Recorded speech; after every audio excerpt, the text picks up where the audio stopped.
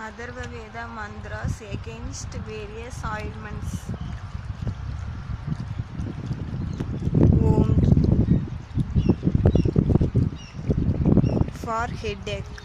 Om Jarayuja Pratama Uritryo Rushavata Pracha Satanayo Inneti Rushtaya Sanu Mrudati Tanvariju Gorujan Ya Ekamojatreda Vicharume.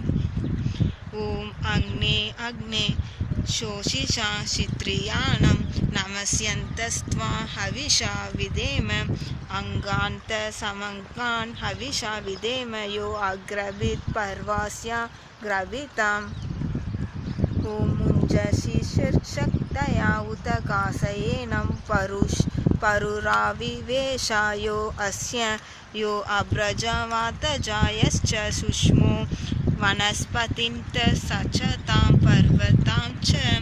Om Samme Parasmai Gatraya Samastavaraya Me Samme Satrubhyo Angebhya Samastu Tanve Mama.